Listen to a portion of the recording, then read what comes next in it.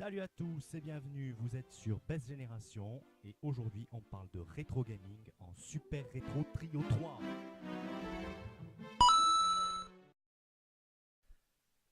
En quelques mots, le rétro gaming, c'est le fait de jouer ainsi que de collectionner des jeux vidéo dits anciens.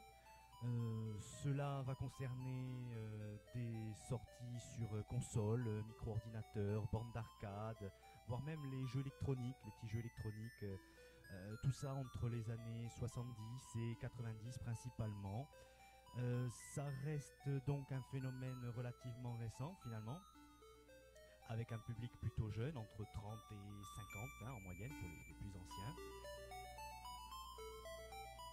Les images qui défilent sont, elles, issues de ma collection, on va dire, de ce que j'ai pu garder ou retrouver.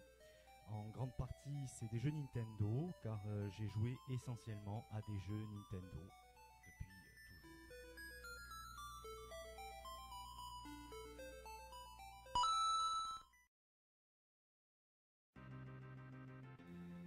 Alors, la Super Retro Trio 3, c'est une console de salon avec, je trouve, un look très années 90, beau coordonné de noir et de rouge.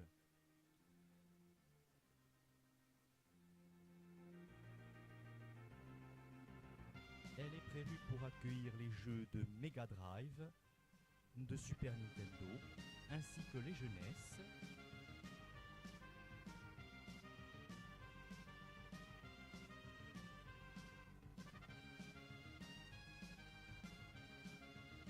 Le bouton Power qu'on voit juste là, lui, il va servir à sélectionner en fait le type de cartouche du type de console auquel on souhaite jouer. Vous avez aussi le bouton Reset. À l'avant de la console, vous avez un clapet sur lequel on appuie qui s'ouvre et là vous avez les différents ports pour les différentes manettes selon le jeu auquel vous allez jouer.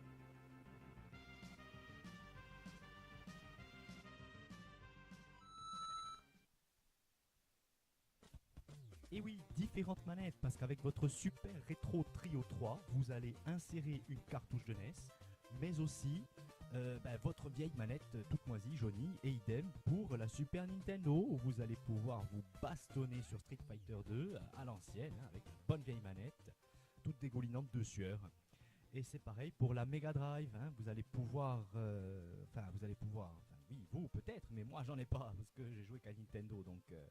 Mais sinon, vous avez avec la console les superbes manettes qui sont fournies. Super, voilà, Retrobit. Ah ouais, d'accord, Retrobit. C'est trop con, Shredder, quoi. Ça marche, mais tout simplement, il faut juste un écran de télé. Tu branches ta Super Retro Trio 3, comme ta NES à l'époque. Tu choisis ton jeu, tu allumes ta console, et là, c'est la magie de tes 8 ans qui recommence.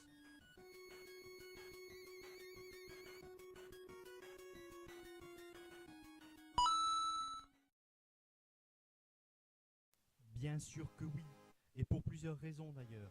D'abord, grâce au fait que l'on puisse adapter les manettes de l'époque, mais pas seulement, les accessoires des anciennes consoles aussi, parce qu'il n'y avait pas que les manettes.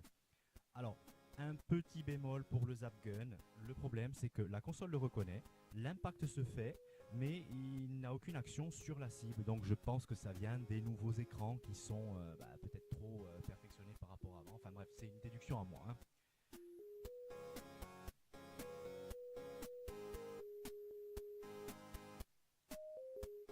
Alors, le petit bonus dont je n'ai pas encore parlé, c'est le Super Retro Advance Adaptator qui vous permet de mettre les jeux de Game Boy Advance. Alors, quand je l'ai vu, j'ai tout de suite pensé à l'époque au Super Game Boy qu'on mettait sur la Super Nintendo.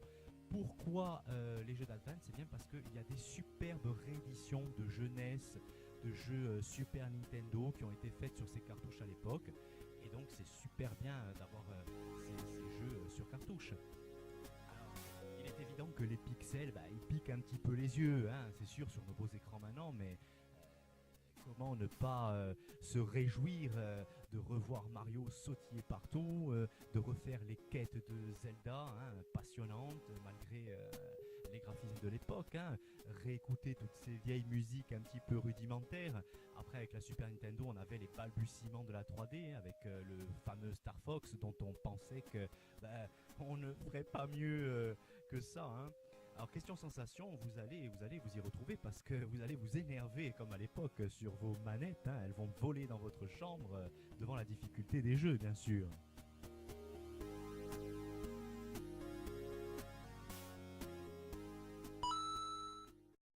Alors oui, on va pas se leurrer, tout ça, ça a un coût bien sûr, hein. Donc la console, elle est aux alentours des 90 euros en moyenne.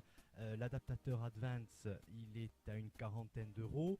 Pour les jeux, c'est variable. Il faut chercher les brocantes, le net, les vides-greniers, on voit de tout et à tous les prix.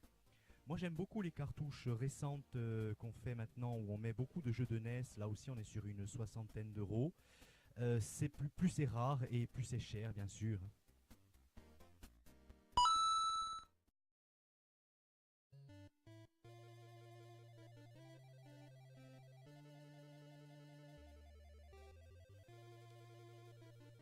Quand on joue à des jeux anciens, c'est la nostalgie qui parle. Il me paraît évident que ce qu'on recherche, c'est le souvenir, c'est le plaisir de ce qu'on a pu ressentir étant enfant. Euh, c'est les mercredis après-midi d'une époque révolue avec les parties entre amis qui, bien trop souvent, se terminaient en pugilat, hein.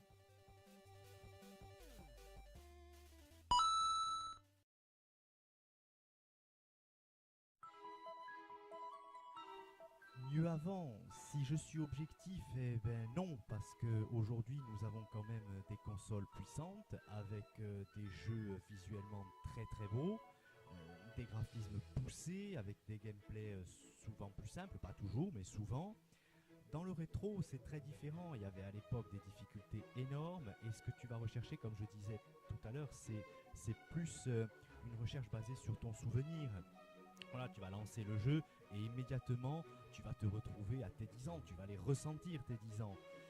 Ce qui se passera certainement avec les jeux de PS4 dans 20 ou 30 ans, hein, pour les gamers d'aujourd'hui.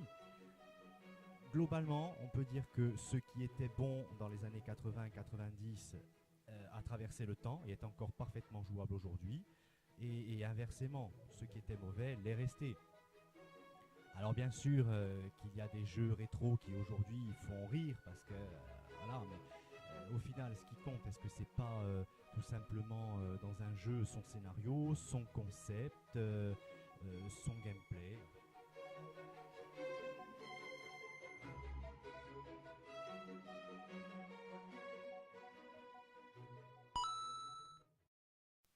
C'est une collection à part entière avec son lot de recherches, son lot de trouvailles. C'est au même titre que celui qui va collectionner des timbres, des films, des jouets ou autres. Après, il y a des collectionneurs qui sont très exigeants, qui vont vouloir la boîte, qui vont vouloir le carnet, enfin tel que le produit était à sa sortie. Puis après, il y en a d'autres qui sont voilà, qui vont s'intéresser uniquement au produit, hein. Donc là, vous avez pu voir des photos. D'ailleurs, un grand merci à RetroTaku et au Trésor du Grenier qui m'ont prêté quelques photos pour agrémenter la petite vidéo. Dans cette petite vidéo un peu différente, je survole le rétro gaming et la Super Retro Trio 3. Alors, il y aurait beaucoup plus de choses à dire, bien sûr, mais je pense que l'essentiel est couvert. Pour le mot de la fin, je vous dirais juste de continuer à être passionné, que vous soyez collectionneur, que vous soyez rétro gamer, restez passionné parce que souvent les priorités changent, hein, travail, nouveau lieu de vie, famille, etc. Mais dans tout ça, ne vous oubliez pas parce que quand même, il faut garder sa passion. Tant que vous pouvez, ne grandissez pas trop, hein, 10 ans c'est un bel âge. Merci d'avoir regardé cette vidéo. Je vous laisse sur une petite photo ridicule de moi il y a très longtemps, savourant une victoire bien méritée à Punch Out.